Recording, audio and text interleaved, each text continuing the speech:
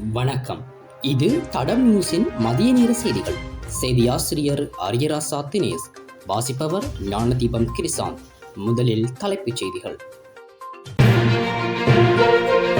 நாட்டில் மீண்டும் மின்கட்டண அதிகரிப்பு. ஜாழ் உள்ளிட்ட பல பகுதிகளில் இடியுடன் கூடிய மழை. ஜாழில் போதைப் பொருட்களுடன் சிக்கிய இளைஞர். அமெரிக்காவில் உள்ள இலங்கையர்களை சந்திக்க உள்ள அனுர இன்று பயணம். நண்பர்களுடன் நீச்சல் குளத்தில் நீராடிய இளைஞன் பலி.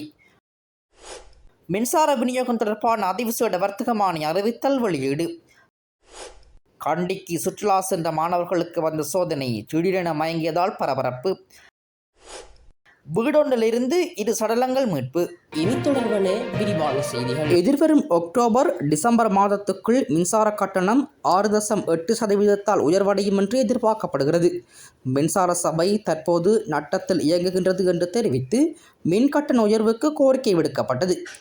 அந்த வகையில் 2025ஆம் ஆண்டின் இறுதி காலாண்டுக்கான மின்சார கட்டண திருத்த முன்மொழிவை இலங்கை மின்சார சபை சமர்ப்பித்துள்ளது. தொடர்ச்சியான தொழிற்சங்க போராட்டங்கள் மற்றும் மறுசீரமைப்பு செயல்முறைகளுக்கு மத்தியில் சபை இந்த நடவடிக்கையை முன்னெடுத்துள்ளது. இந்த காலாண்டில் 783 கோடி ரூபாய் செலவு ஏற்பட்டுள்ளது. கடந்த ஜூன் மாதத்துடன் ஒப்பிடும்போது மின்சார சபையின் நிதி செலவுகள் 248 கோடி ரூபாய் அதிகரித்துள்ளதாக கூறப்படுகிறது. இதற்கமைய பொது பயன்பாடுகள் ஆணைக்குழு தற்போது மக்கள் கருத்துக்களையும் கோரி வருகின்றமை குறிப்பிடத்தக்கது. நாட்டின் தென்மேற்கு பகுதிகளில் தற்போது காணப்படும் மழை மற்றும் காற்றுடன் கூடிய நிலைமைகள் தொடரும் என வளிமண்டலவியல் திணைக்களம் எதிர்வு கூறியுள்ளது.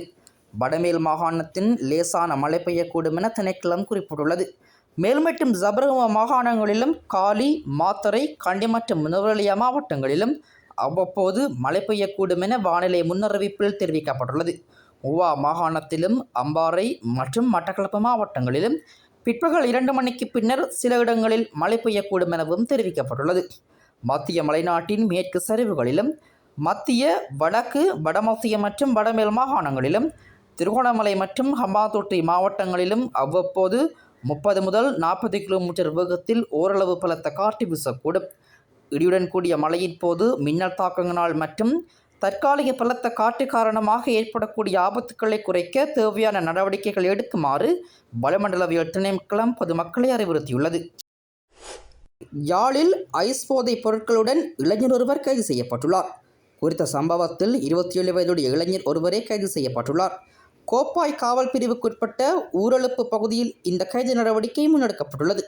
சம்பவம் தொடர்பில் மேலும் தெரிய வருகையில் குறித்த இளைஞர் நீண்ட நாட்களாக போதை பாவனையில் ஈடுபட்டு வந்த நிலையில் ஐஸ் பாவனைக்கு பயன்படுத்தப்பட்ட பொருட்களுடன் கைது செய்யப்பட்டுள்ளார். கைது செய்யப்பட்ட இளைஞனிடமிருந்து 3600 மில்லிகிராம் ஐஸ் போதை மாத்திரைகள் மற்றும் அதனை பயன்படுத்தும் உபகரணங்கள் என்பன கைப்பற்றப்பட்டுள்ளன. கைது செய்யப்பட்ட இளைஞரையும் மற்றும் சான்று பொருட்களையும் நீதிமன்றத்தில் முன்னிலைப்படுத்த நடவடிக்கை எடுக்கப்பட்டுள்ளது. மேலதிக விசாரணைகளை கோப்பாய் காவல்துறையினர் முன்னெடுத்து வருகின்றமை குறிப்பிடத்தக்கது. ஜனாதிபதி அனுரகுமார திசாநாயக்க இன்று இரவு அமெரிக்காவிற்கு விஜயம் மேற்கொள்ள உள்ளார்.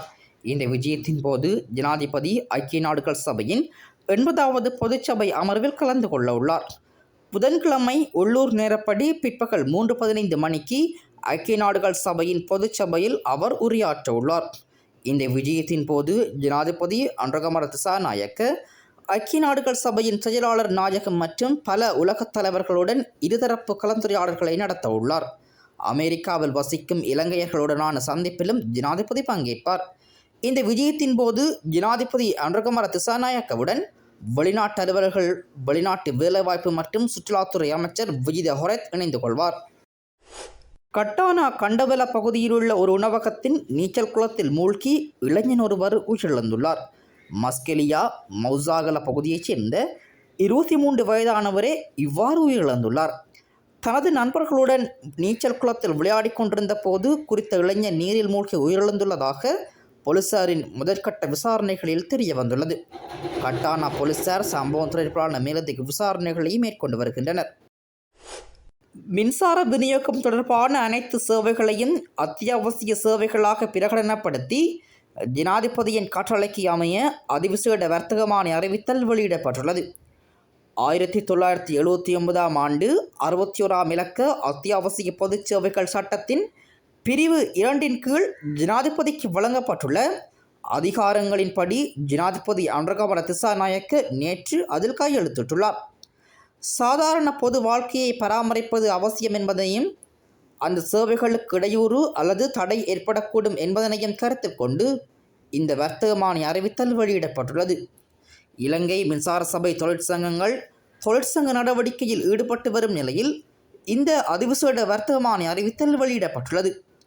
இன்று நள்ளிரவு முதல் கொள்முதல் மற்றும் டெண்டல் செயல்முறைகளில் விலகி தொழிற்சங்க நடவடிக்கையில் ஈடுபடப் போவதாக இலங்கை மின்சார சபை தொழிற்சங்கங்கள் அறிவித்துள்ளமை குறிப்பிடத்தக்கது. ஹம்பாந்தோட்டை மற்றும் கோனருவ கல்லூரிகளைச் சேர்ந்த மாணவர்கள் குழு ஒன்று கண்டிக்கு கல்வி சுற்றுலா சென்றிருந்த போது அவர்களில் 5 பேர் திடீரென மயங்கி விழுந்ததாக போலீசார் தெரிவித்தனர். பேராதனை தாவரவியல் பூங்காவை நேற்று மாலை பார்வையிட்ட பிறகு மாணவர்கள் குழு வெளியே வந்து அருகிலுள்ள கடைகளில் இருந்து சிற்றுண்டி மற்றும் பால் சாப்பிட்டதாக தெரிவிக்கப்படுகிறது. அதன் பின்னர் அவர்கள் வரலாற்று சிறப்புமிக்க ஸ்ரீ தலதா மாளிகைக்கு சென்றுள்ளதுடன் பின்னர் மாணவர்கள் குழு அவர்களின் பேருந்து நிறுத்தப்பட்டிருந்த தேசிய கண்காட்சி மைதானத்திற்கு அருகில் வந்தபோது 5 மாணவர்கள் திடீரென மயங்கி விழுந்துள்ளனர். அவர்கள் உடனடியாக ஆம்புலன்ஸ் மூலம் கண்டி தேசிய மருத்துவமனையில் அனுமதிக்கப்பட்டுள்ளனர். உணவு ஒவ்வாமை காரணமாக மாணவர்கள் மயக்கமடைந்ததாக மருத்துவர்கள் தெரிவித்துள்ளனர். மேலும் அவர்கள் உணவு வாங்கியதாக கூறப்படும் கடைகளை கண்டுபிடிக்க போலீசார் விசாரணைகளை ஆரம்பித்துள்ளனர். டங்காலை சீனிமோதிர பகுதியில் புதுப்பிக்கப்பட்டு வந்த வீடொன்றில் இருந்து 2 சடலங்கள் மீட்கப்பட்டுள்ளன. விசாரணையின் போது வீட்டிற்கு அருகிலுள்ள ஒரு லோரியில் ஐஸ் போதைப்பொருள் அடங்கிய 10 பாக்கெட்டுகளையும் கண்டுபிடித்ததாக போலீசார் தெரிவித்தனர். இதற்கிடையில் வீட்டில் இருந்த மற்றொரு நபர் திடீர் உடல்நலக்குறைவு காரணமாக தங்காலை பொது வைத்தியசாலையில் அனுமதிக்கப்பட்ட நிலையில் அவரும் உயிரிழந்துள்ளார்.